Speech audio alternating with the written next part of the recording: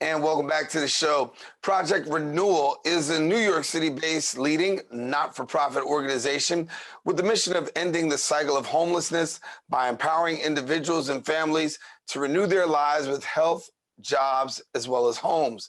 Project Renewal's comprehensive and integrated 24/7 programs are designed to end the revolving door of emergency rooms, jails, shelters, as well as city streets.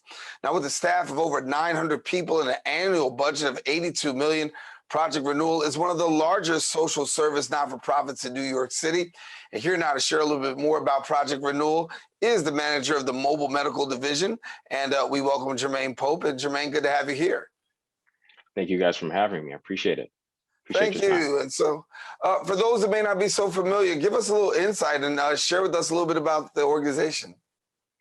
Well, Project Renewal is a organization that, like you said, not-for-profit organization that does provide job training, housing, and healthcare to over 16,000 homeless and at-risk New Yorkers every year.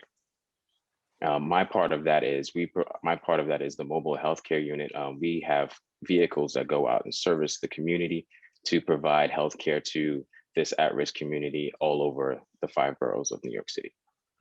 So a little bit more about the mobile vans. So they travel around the city, of course. Yes. Talk to us about the target population and the services they provide. Okay, so we target, like we said, the homeless and at-risk communities, and we go across all 5 boroughs. And what we do provide is primary care, just like your normal doctor's visits that you would take on yourselves, or you with your family, you would go to the doctor just to check on your colds or get your vaccinations. That's what we do on the mobile health, on the mobile health vehicles every day. So those are primary care vehicles, and we also have a scan van, which is a radiology vehicle, which provides free mammograms to women across the city, across all 5 boroughs of the city as well. They go around and take care of that at-risk population as well. How have things been working given the fact that we are navigating still COVID-19? How's it been working for your organization? It's, as you can imagine, it's been a challenge. I think it's been a challenge for every organization out there, especially in a global pandemic, which nobody has ever been in before in history. So in our time anyway, but we have not stopped working since the pandemic started. So we have been out there reaching out to the community and being partners with our community outreach partners as well, going out there and trying to reach this community, trying to get everyone who is at risk to know what their health baselines are, and know that what options they are of getting tested for COVID-19, what options there are for COVID-19 vaccinations. We're out there really heavily educating people and educating this community, and making sure that anyone with underlying conditions is being seen by us and being taken care of on a daily basis, because that is really the crux of where COVID-19 really affects this community. If you have like underlying conditions such as diabetes or hypertension, COVID-19 is really, really hard on you, especially so. And we know that the homeless and anyone who's at risk in this community, they are at risk for catching COVID-19, and any other underlying condition would make that COVID-19 diagnosis that much worse. So we're out there making sure that people are getting their medications, making sure people are getting tested, and making sure people are getting the medical care that they need every day. Yeah, and when you talk about those COVID-like symptoms, obviously, a lot of people are struggling with that. I know your mobile van also travels to deal with people who are dealing with the COVID-like symptoms. Absolutely, absolutely. So we have a process when we deal with that. So we do see people with COVID-19 like symptoms. Initially, when COVID first got on our radar in New York City, there was a seriously high uptick of people that had COVID-19 symptoms, and that kind of cross brands with other conditions as well. So we had to kind of pare it down. So we said, anyone who has fevers, who has chest pain and cannot breathe, we need to get them to the hospital immediately. So we paired up, and we made sure that with our sites that we go to, we made sure that we got people who had those multiple symptoms, get them to the hospital, get them to EMS, and get them treated as soon as possible. Yeah. The vulnerable population is the homeless, of course. We know those who are in communities of color sometimes are the most vulnerable populations as well. Homeless, and then you got 65 and up. How's it been for you really being able to reach this vulnerable population and having access to really get to these people during this time? Well, I can't say it's been tough, but it's been a challenge again. We have great community partners that we work with, and we know that in certain areas of the city, we know that we're going to reach a good portion of people who are at risk and people who need help, and especially the homeless people.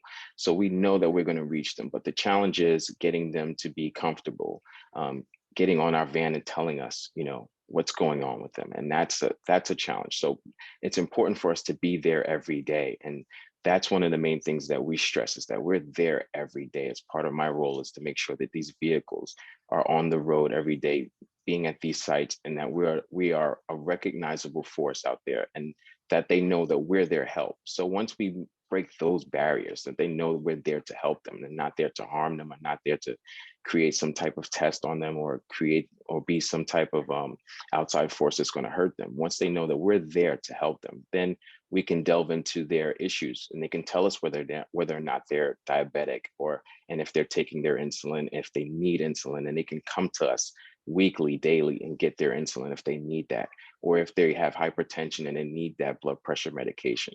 So when they come to us and we have broken down those barriers, then now they can come see us about those issues that they deal with on the daily basis. Because as you know, when you're homeless and when you're at risk, you don't know where your next meal is coming from, now, regardless of your next doctor visit, or when you're going to get that next bit of medication that you need, or that insulin shot that you need. So we play a very vital role in making sure that this community gets the medication that they need on a weekly and daily basis, so that they don't have to go reach out to ERs and stay stuck in the ER for 10, 12 hours. They can come to us and see us, and we'll take care of them, and we can alleviate some of that pressure in emergency rooms, and alleviate some of that pressure on the nurses and doctors there as well, and alleviate some of the fear that this community has in reaching out to people and trying to get help, because they've been rejected and neglected for so long. So now that they know that there's a force that's out there helping them, so they know that we're there for them. Yeah, we know that when it comes to healthcare, that there is a disproportionate number in terms of statistics, and statistics heavily, there's a segregation, if you will. We know that when it comes to communities of color, they're last sometimes in the field of healthcare, and trust is a hard thing to kind of build.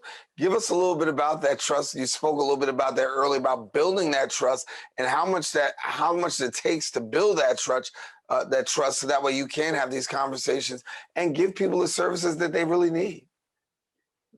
That is a big component of what we do. So on our vehicles, we do have what we have outreach staff, right? So we have our outreach staff and some of our drivers and some of our providers. We go outside of our vehicle too. We just don't pull up to locations and just sit in the van and wait to see if somebody knocks. We actually go out and engage with the community, and we engage with people who are with our community partners, and with people who are outside on the street if necessary, or on a soup kitchen line. And we go out and we speak to them. We let them know what our services are. And I think one of the biggest components of that is just letting people know we're always going to be there. So if we're going to be at a certain location on a Tuesday at 9 a.m., we're going to be there every Tuesday at 9 a.m. And we're going to have the same message. We're not going to change messages. We're not going to flip flop. No matter who you're dealing with, we're going to let people know, hey, we're here to help you.